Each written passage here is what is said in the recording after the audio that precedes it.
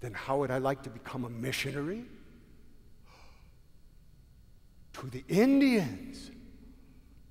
Now that does interest me. What an opportunity that would present. They are like children, willing to learn, eager to do the will of God. Oh, I certainly agree. It would be a golden opportunity. But I should be taking care of my mother now that she is a widow. Otherwise, I would be willing to go and minister to the Indians as well as the others. Would I go if my mother consented?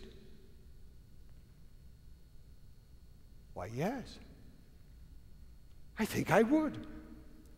I'll do it. I'll ask her. Mother's reply was typical of her unselfishness and wholehearted devotion to God. She said,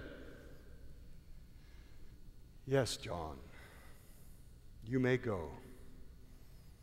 If I had 20 sons, I should be glad to see them all so engaged, though I should never see them ever again."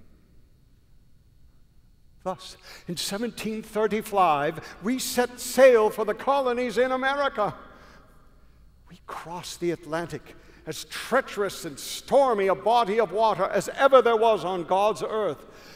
The wind screamed at us like ghouls, and the rain so swept the small ship that at times it was as if we were capsized.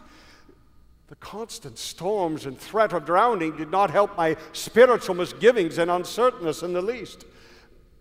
I was in a fever in those days over the state of my soul. I did not have then the assurance of salvation, and drowning in an angry sea frightened me formidably. You might say mine was exclusively a dry land, fair weather religion.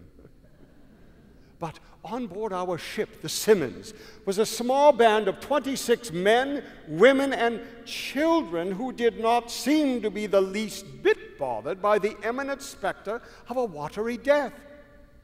They called themselves the Moravians. That's correct. The Moravians, a Christian sect from Central Europe. And what troubled me most about these people was that even their children, mind you, did not fear death.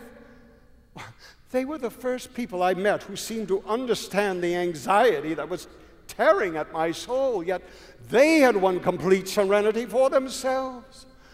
Why, in the midst of storms at sea and at all other hours when my whole being was shaken, I was haunted by the company of these people. Then and there I determined to discover their secret. Thus, when we at last arrived in the colony of Georgia, I became fast friends with a Moravian minister there by the name of Augustus Spangenberg. Oh, what can I say about my 2 years in the colony of Georgia? Almost anything I can think of at this moment is too much.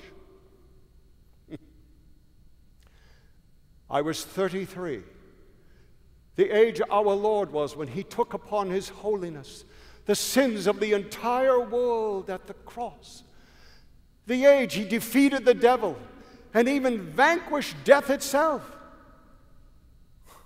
But I was 33, and I, John Wesley,